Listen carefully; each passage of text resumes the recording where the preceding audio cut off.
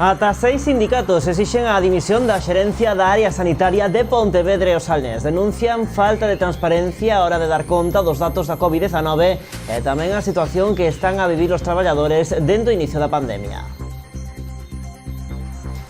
Que tal, saudos? Aos sindicatos tamén lles preocupa a xestión do gromo detectado entre o persoal de urxencias do Montecelo. Dentro duns instantes ampliamos. Primeiro titulares.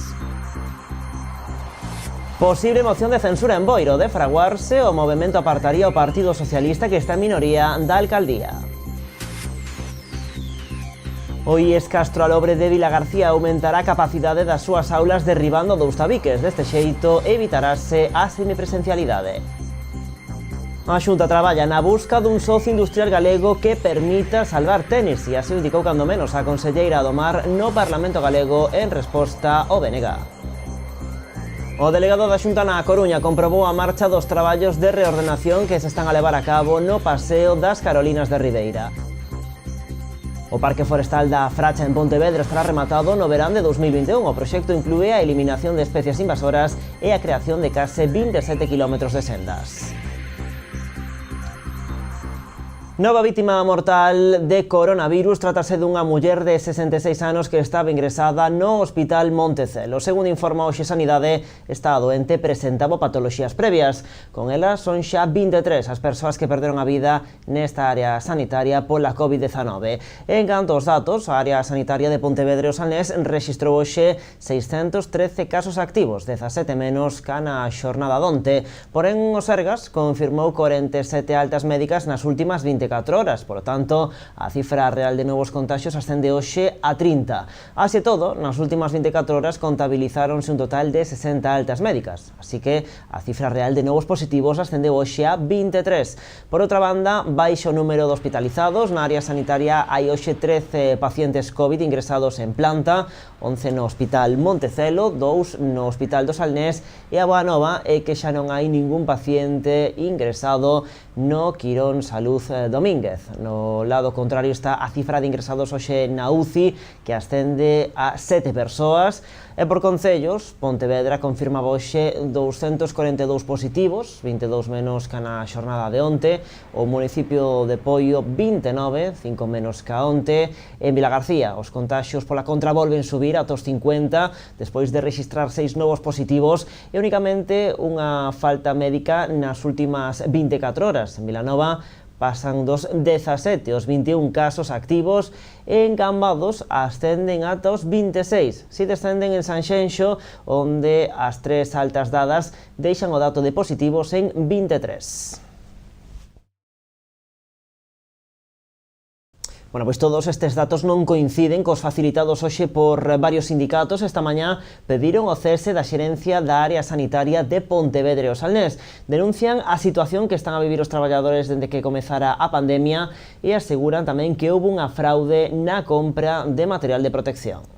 O Sergas ofrece cada día os datos dos casos activos de coronavirus na área sanitaria de Pontevedra e o Salnés. Así e todo, estes datos corresponden sempre aos rexistrados na xornada anterior. Os representantes de varios sindicatos fixeron público as cifras que lles facilitou Sanidade esta mañá. Segundo estas cifras, os casos activos ascendían ás 8 da mañá a 572, 41 positivos menos cos datos que ofreceu o Sergas. Outro dos números que sorprende é o correspondente aos pacientes falecidos nesta área. Nas cifras ofrecidas polos sindicatos, estes datos sepáranse en 2 partes. A de COVID positivos, é dicir, os pacientes que tiñan coronavirus no momento de perder a vida, e os COVID negativos, pacientes que non tiñan coronavirus no momento de falecer, pero que si o tiveron con anterioridade.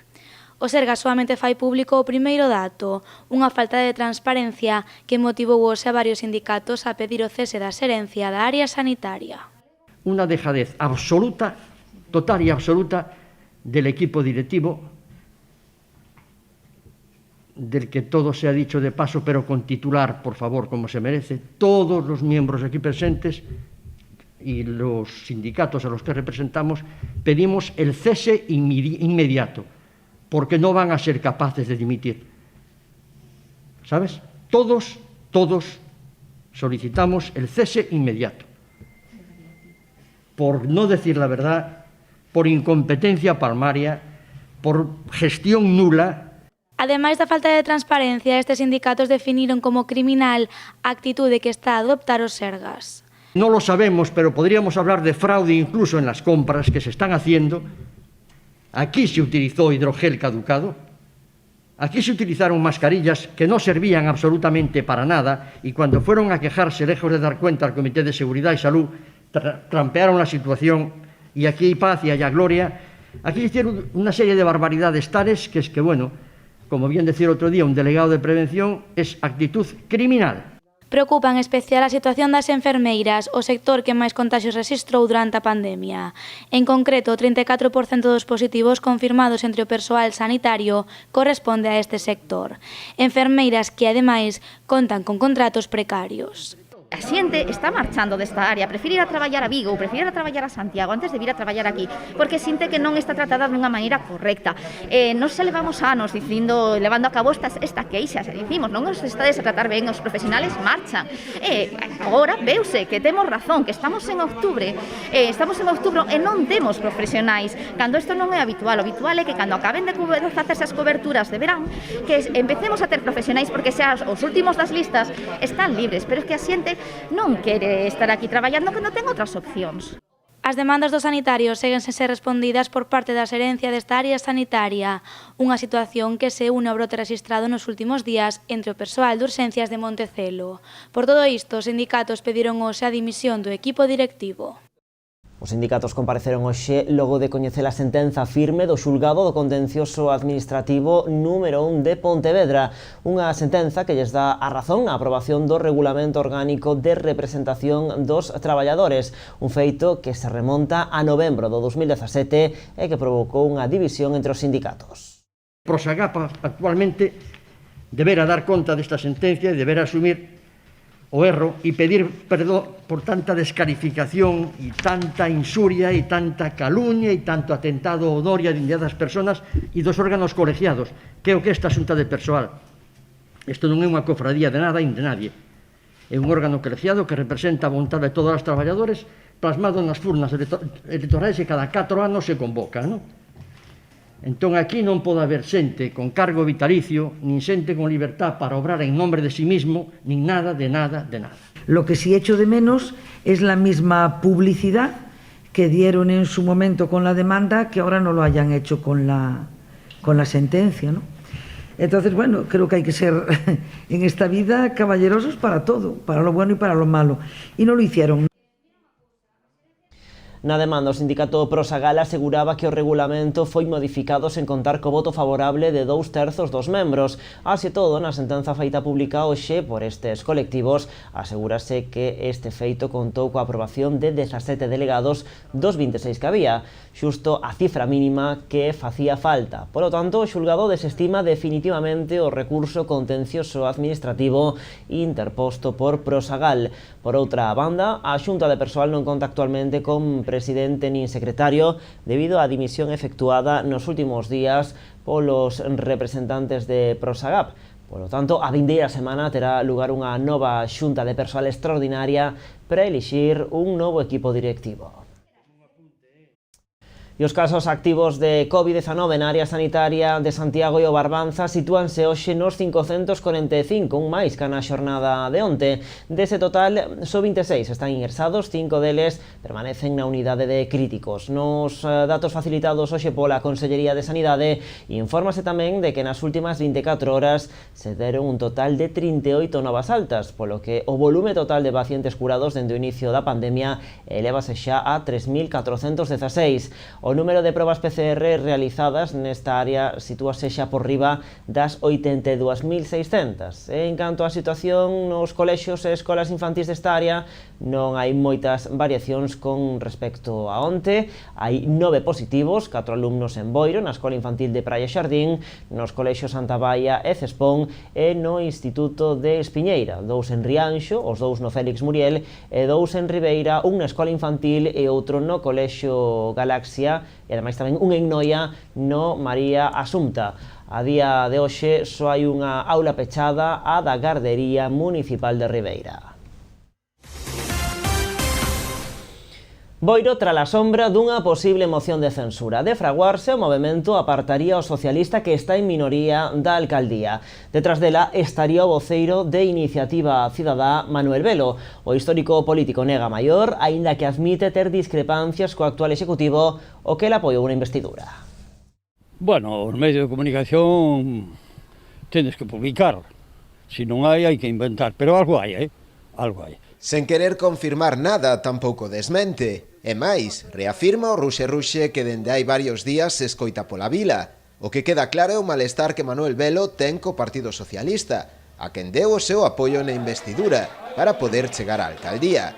Segundo el, as cousas non se están facendo ben.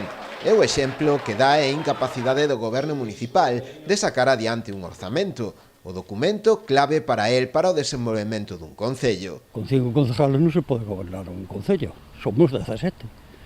Hai que configurar unha maioría absoluta. Desde o primeiro día lle vin dicindo que moi ben, agora se eliches alcalde, te elegimos 9, pois hai que facer un pacto cos 9.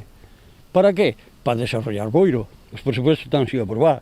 Sin presupuestos non se pode traballar, a non ser que se faga ilegalmente. En ese aspecto, Manuel Velo teno claro. Quere que se oficialice un pacto para poder acadar a maioría suficiente para poder gobernar con garantías. Debíamos de ter algo que dicir, pactar co goberno que elegimos, co concejal, co alcalde. Cuidado que non elegimos o goberno. O goberno formou o alcalde. Nunha vez que el alcalde nombra os seus delegados. Quedáronse con todo. 5 concejales. Nunca pasou eso. Eso non é así. 5 concejales. Que gobernamos xuntos, eso xa o tratamos e tal. Vos tratades. Eu, demais, tamén temos dereito ao trato. E a poñer condicións. Agora estou aquí porque quero que haxa un pacto en Boiro, que se conforme unha maioría. Ou a fai o alcalde ou a fai a oposición. Unha de dúas. En canto á súa posible marcha, propiciando a chegada do Partido Popular á alcaldía... Mira, iso non está nas miñas mans. Ni eu o facilitarei por activa. Agora eu non podo impedir a acta é do concejal. Se a Jun me sustituye, eu podei darlle un consello. Pero el é dueño da acta, non sou uns partidos. No pouco tempo que estivemos con el, o móvil non parou de soar. A axenda do ex-rexedor parece estar completa estes días. O outono traería aires fríos ao concello e ao mellor é necesario un cambio de chaqueta. Hai algún da dereita que fai un café co... Máis asuntos, o IES Castro Alobre de Vilagarcía aumentará a capacidade das súas aulas derrubando 2 tabiques. Esta foi a única proposta aprobada pola Consellería de Educación para evitar a semipresencialidade. O alumnado de segundo de bacharelato asistirá ás clases pola tarde. A comunidade educativa do IES Castro Alobre leva semanas movilizándose en contra da educación semipresencial. O centro víase obrigado a cumprir con esta medida ao non poder garantir as distancias de seguridade nas aulas. Para evitala, dende a comunidade educativa presentaron varias opcións á Consellería de Educación. A única aceptada foi a de tirar 4 tabiques e ampliar as aulas. Como temos 8 aulas, o que fixo a Consellería, o que propuxo a Consellería foi tirar tabiques e de cada 2 aulas facer unha máis ampla. Entón eso reducíanos o número de aulas, de 8 pasábamos a 4, que sí daban cabida a todo o alumnado dun nivel, pero eso implicaba que para turnar esas aulas habería que facer dobre quenda, pois mañá para un nivel e tarde para outro nivel. A previsión é que a obra estea rematada en 12 días. Mentres duren os traballos, cada grupo perderá un máximo de 2 días de clase. Entón que iban facer pois cada 2 aulas unha, pero dunha vez cada tabique. Entón eso implicaría que os 2 grupos afectados estarían afectados mentras se derriba ese tabique, pero os outros grupos seguirían asistindo a clase con normalidade. Despois, no seguinte tabique, pois faltarían 2 grupos e seguirían asistindo os outros. A opción preferida polo centro e o concello era de trasladar a algúns grupos á Escola de Idiomas. Unha opción que foi rexeitada pola falta de espazos e polo tempo de clases que se perderían nos desplazamentos. O que non implicaba pois maior trastorno para o profesorado, pero sí implicaba que se iban perder entre 15 e 20 minutos entre clase e clase. Entón iban perder a mitade da hora. A sesión lectiva son 50 minutos, si se perdían 20 minutos en chegar ali, porque o profesorado é o mesmo que vai estar compaxinando con eso e co outro nivel de bacharelato. Entón era imposible concentrar todas as horas para que fose o mesmo profesorado para ali. Dende o centro lamentan ter que trasladar o alumnado de segundo de bacharelato pola tarde, pero entenden que é a única opción que tiveron para evitar a semipresencialidade. Por parte do Concello mandaron unha felicitación ao IES Castrolobre por conseguir evitala. Dende Rabella culparon a Xunta pola falta de previsión e pola demora á hora de topar unha solución. A Xunta traballa na busca dun socio industrial galego que permita salvar Tenes. E así indicou cando menos a conselleira do Mar no Parlamento galego en resposta a unha pregunta do BNG sobre a situación da conserveira agrovense. Os nacionalistas urxen o goberno galego a que se involucre no conflito canto antes. Co Comité de Empresa seguindo a sesión dende o propio Parlamento galego, o BNG levou á Cámara a situación de Tennessee. Os nacionalistas defenderon a viabilidade da conserveira meca urxindo o goberno galego a que interveña no conflito canto antes. Monse Prado lembrou que a empresa leva 5 meses en concurso de acredores. O Concello de Ogrove e a comarca do Salnés non poden permitirse o peche de Tennessee, a perda de tecido industrial e demais postos de traballo. A situación de incerteza das traballadoras desta conserveira é total. Están loitando polos seus postos de traballo, polo seu presente, mais tamén polo futuro, pola permanencia da actividade industrial que garanta traballo a outras xeracións, que garanta traballo digno na terra tamén para o futuro. E transcorren os meses e non ven solucións. A conselleira do Mar pola súa banda indicou que a Xunta está a traballar na busca dun socio que permita salvar Tennessee. Estamos traballando na búsqueda dun socio industrial e que somos perfectamente conscientes de que con dificultades vamos a conseguir salvar a fábrica de Tennessee Prevoté. Esta mesma semana, o lunes, tuvo lugar un novo encontro co Comité de Empresa no que referendamos esas accións e a intención de seguir nesta liña.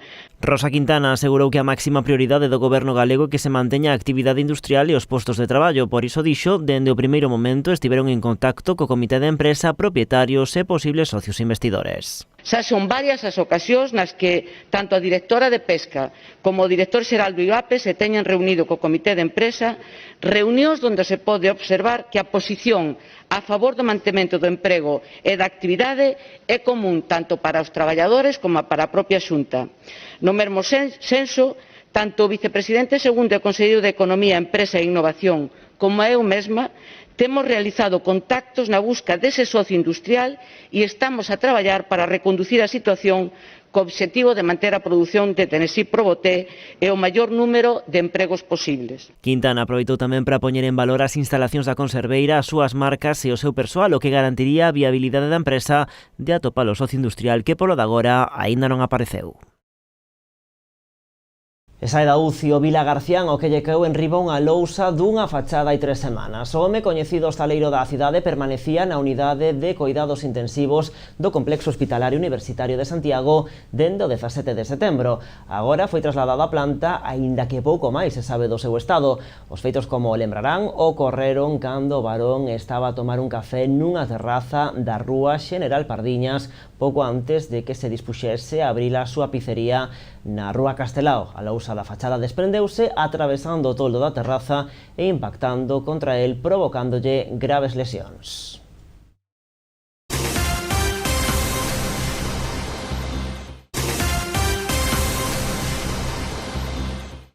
Aquí estamos, en Canal Rías Baixas, nas novas do día. A Consellería de Medio Ambiente vén de informar favorablemente da emisión da Declaración Ambiental Estratégica sobre a modificación puntual do Pexón de Ribeira. Con el o Concello aspira a reordenar a súa superficie industrial, desclasificando os 2 terreos programados inicialmente no plan e clasificando outra nova zona como urbanizable. Con esta resolución ponse fin á tramitación ambiental común do documento, durante a que se foron integrando as distintas consideracións por parte de diferentes órganos sectoriais. O Concello deberá agora resolver estas propostas antes de aprobar provisionalmente a modificación do seu planeamento, paso previo para a súa remisión ao urbanismo para proceder á súa aprobación definitiva. Bueno, pois o alcalde de Ribeira, Manuel Ruiz, valoraba de xeito favorable este trámite. Segundo di o rexedor, é un chanzo máis no proceso que se debe seguir de cara á consecución da modificación do Pexón, que permitirá o desenvolvemento do novo polígono e dará así resposta ás necesidades de solo industrial no municipio. Unha noticia importante que nos obliga xa a empezar a dar pasos para ver a intención real de ocupación dese polígono. Eu estou preocupado, pero estou preocupado casi porque non cheguen os metros que vamos a facer máis que porque nos quede baldeiro, non? Ademais, aí é importante porque este polígono non está xestionado a través de Xestur ou da SEPE, sino que directamente se fai polo Concello, intentando abaratar costes e, polo tanto, a implicación de todos os que queiran ter ali reservado o seu espacio industrial, pois vai a ter que ser a cada paso de gasto que demos, non? Porque, en definitiva, pois é un polígono que se pode acercar ou superar cando menos os 4,5 millóns, pero que con obras de infraestructuras que ademais se nos puxo como deberes pola Xunta, como son o tema da agua e o alcantarillado, pois pode chegar aos 6 millóns, non? Polo tanto, un concello como o noso ten que pensar en que ten que ser sufragados polos interesados en levar adiante ali a súa industria, non? O alcalde facía estas declaracións durante a visita ás obras de reordenación do Paseo das Carolinas e da contorna do Parque García Ballón. Na visita estivo acompañado polo delegado da Xunta na Coruña, xa que é a Administración Autonómica quen sufraga o proxecto, con orzamento superior aos 440.000 euros. Dende hai varias semanas estánse a executar os traballos de reordenación do Paseo das Carolinas e da contorna do Parque García Ballón. Esta mañá o delegado da Xunta na Coruña, Gonzalo Trenor, quixo coñecer de preto a marcha da actuación, que permitirá rematar coa renovación integral da fachada marítima da cidade, despois da mellora do malecón, realizada xa o pasado ano. Que va a permitir, primero, darle un aspecto urbano a toda esta zona que tenemos aquí a nuestra espalda, que ahora mismo, pues como todos pueden observar, no tiene ese aspecto urbano.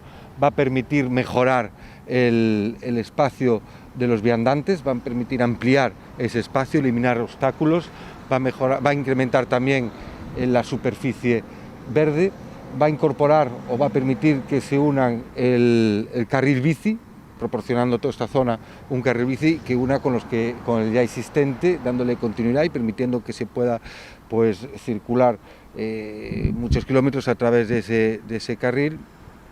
Y en definitiva lo que va a hacer es mejorar toda la fachada marítima de la vía.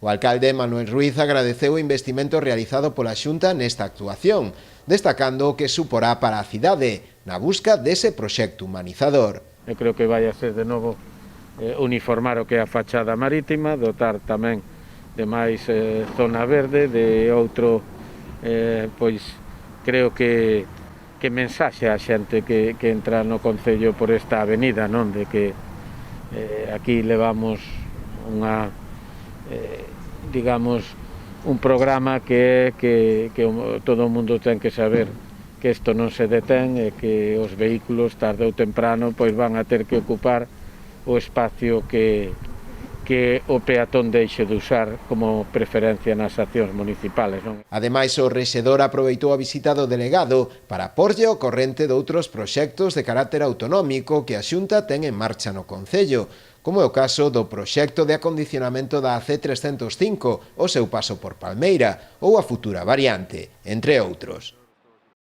E o Concello de Sanxenxo e a Xunta van continuar colaborando para mellorar as infraestructuras da vila. A nova directora xeral de Administración Local visitou hoxe o Concello e os resultados das obras de semipeatonalización do Paseo de Silgar. A Administración Autonómica investiu na reforma máis de 30.000 euros. Unha axuda moi necesaria para, sobre todo neste contexto, para ampliar a mobilidade peonil, sobre todo na época estival, e que todos os cidadáns e todos os visitantes a este concello poidan ter a seguridade de que se toman as máximas garantías para poder disfrutar deste maravilloso concello. A semipeonalización do Paseo de Silgar realizouse por dous obxectivos: garantir o distanciamento social debido á crise sanitaria da COVID-19 e dar preferencia e seguridade aos peóns antes que aos vehículos. O investimento da Xunta veo a través do Fondo de Compensación Ambiental, unhas axudas destinadas a mellorar os servizos da cidadanía en todas as vilas galegas. A Administración Autonómica investiu este ano a través destas subvencións máis de 250.000 euros. Tras o éxito da reforma do Paseo de Silgar, ambas administracións acordaron seguir traballando para realizar máis melloras no Concello. E o alcalde de Pontevedra visitaba hoxe as obras do Parque Forestal da Fracha, un proxecto que vai estar rematado no verán do 2021 e que conta cun orzamento de 450.000 euros. Os traballos inclúen a sustitución de especies invasoras e a apertura de case 27 kilómetros de sendas, tanto para camiñar como para andar en bicicleta. As obras do Parque Forestal da Fracha estarán rematadas no verán de 2021. En total, 406 hectáreas que foron cedidas polas comunidades de Montes de Marcón, Tomeza e a Canicouva. Os traballos foron adxudicados por 450.000 euros. É un luxo, non? Para os cidadáns de Pontevedra, un luxo no que agradecemos esa colaboración das comunidades de Montes e, desde logo, eu desconozo a nivel xeral nin concellos que teñan feito unha inversión tan potente no mantimento, conservación e posta en valor dos montes perimetrais da cidade. Eso ten que ver con unha decisión tamén de apostar polo medio ambiente, conservación dos medios naturais e en todo caso, favorecer tamén a loita contra o cambio climático e que teñamos un planeta que poidamos deixar aos nosos fillos con outra calidade. Ademais de crear un área recreativa para os veciños de Pontevedra e de acondicionar sendas para camiñar e para bicicletas, os traballos inclúen tamén a sustitución de especies invasoras, así como tamén a recuperación dos bordes dos regueiros con especies de ribeira e a plantación de novos exemplares de especies autóctonas. Por último, con este proxecto búscase tamén evitar as escorrentías coa consolidación do terreo con restos de poda. No fondo está tamén a decisión que o Concello de Pontevedra tomou despois do ano 2006 de facer inversión pública nos montes perimetrais e colaborar a que non se produzca unha vaga de incendios como se ten producido no ano 2006. Non? Por lo tanto, os montes perimetrais da cidade son fundamentales para a calidade de vida de todos os veciños que viven en Pontevedra, porque xeneran oxígeno, reteñen agua, e a idea un pouco é facer un aproveitamento forestal con sentidiño, non? Con especies propias e con usos diversificados do monte, pero ao mesmo tempo que teña un uso social, non? O alcalde aproveitou esta visita para anunciar que unha vez rematen as obras, o Concello licitará o mantemento anual dos 3 parques periurbanos. A previsión orzamentaria é de 80.000 euros para o Parque da Fracha e de 40.000 para o da Tomba. As adegas cualifican de moi boa a colleita deste 2020. Despois dun ano moi exixente en canto a tratamentos, os expertos sinalan que a uva recollida é de gran calidade. Agora aconsellan aos viticultores descansar e repoñer forzas pro comezo da poda a final de ano. A campaña do 2020 chegou ao seu final nos viñedos. Despois dun ano con moitas complicacións, os viticultores tiveron que apurar a colleita para evitar as chuvias. As adegas cualifican o resultado de exitoso. Superouse a vendima do ano pasado, en torno a un 6% aproximadamente, co cal pois non son malos datos e sobre todo tendo en conta que as calidades que obtivemos desta vendima foron moi boas, non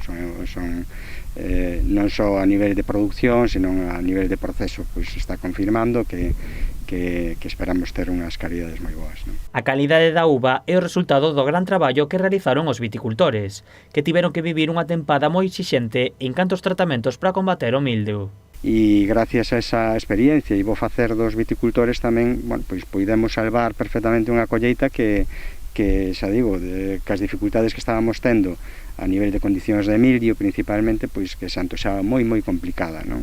Finalmente o resultado pois como dicen, pois foi moi bo. A exixencia dos viñedos nesta época é escasa.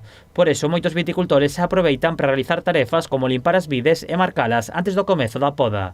As adegas dedican esta etapa a realizar os estudos do chan. Xa empezamos a realizar moita análisis de solo para, pois un pouco prever todas aquelas correccións que mellor poideran ter necesidade de realizarse nos viñedos, non? En algún caso, pois pode ser en plantacións novas, por exemplo, cando se preparan os suelos, pois se tuvera necesidade de algún aporte, pois sería a época idónea ahora para analizar o solo e facer un diagnóstico.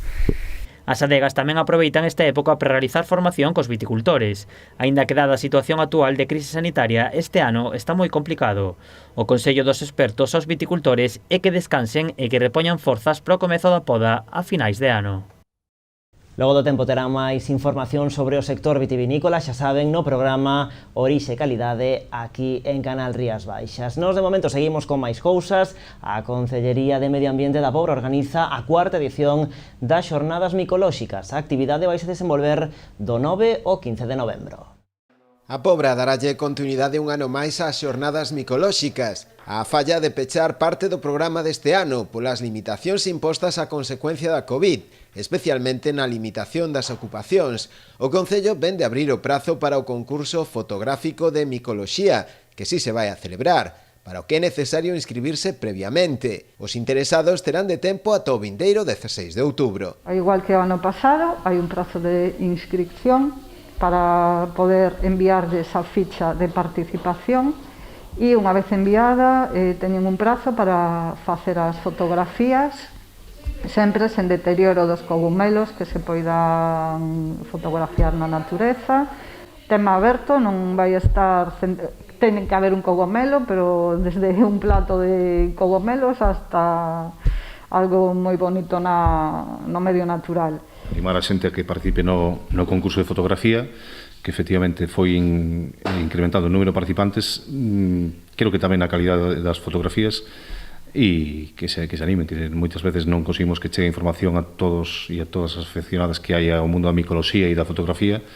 Pois, bueno, a través desta rol de prensa e das redes sociais e tal, intentaremos que este ano se chegue a todo o mundo que teña interese en participar. Os premios consisten en vales de compra no comercio e na hostelería local, por un importe total duns 700 euros. As bases completas do concurso xa se poden consultar na web www.apobra.gal.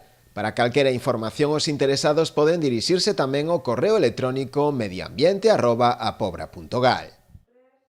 E o Concello de Pontevedra fixo hoxe público un vídeo no que se recolle a acción de rúa realizada con motivo da celebración da Semana Europea da Mobilidade. A peza audiovisual xurdiu despois de que a cidade do Lérez recibise o Urban Road Safety Award. A acción de rúa consistiu en instalar varias imaxes de coches na Praza de España, vehículos que ían dende o inicio da Michelena ata Arcebispo Malvar. Con este vídeo pretendíase amosar os puntos fortes do modelo de cidade de Pontevedra. Agora a peza incorporarase á campaña de promoción Efecto PO2. E Vilagarcía pon en marcha unha campaña para visibilizar a importancia social dos coidados e a feminización destes traballos. A iniciativa inclúe unha exposición coa que se pretende promover a reflexión acerca destas tarefas e da súa centralidade no funcionamento social e económico. Son absolutamente esenciais para o desenvolvemento de todo o demais. Sin eles non sería posible traballar, sin eles non existiría a sociedade, non poderíamos ir á escola, ao traballo, a divertirnos. Son básicos e son invisibles e cando se pagan están moi mal pagados. Do que se trata é, bueno, pois un pouco visibilizar estas tarefas, estos cuidados, sobre todo poñer en valor a importancia e destas actividades que son esenciales para a vida das persoas e para a economía, non? Tamén promover un pouquiño esa sensibilización a nivel de cidadanía para que, de algún xeito, pois se democratice estas actividades e que esa feminización que poidera existir ata o de agora, pois que deixe de darse, non? Poñamos os coidados no centro, ese é o nome desta mostra que xa se pode visitar na Praza de Galicia de Vilagarcía. Vai estar disponible ata o vindeiro día 18 deste mes. A crise da COVID-19 colocou en riba da mesa a relevancia de traballos relacionados cos coidados e coa cobertura das necesidades esenciais das persoas. Tarefas infravaloradas e que, ademais, teñen en común que son desempeñadas maioritariamente por mulleres. A iniciativa trata tamén de contribuir á democratización dos coidados como unha responsabilidade das políticas de igualdade e benestar e do conxunto da sociedade no longo camiño que aínda nos queda para vivir nun mundo en igualdade. Deste xeito, marchamos. A actualidade continúa, xa saben, en canalriasbaixas.com e tamén nas nosas redes sociais. Mañá vemos volver con máis asuntos. Adeus.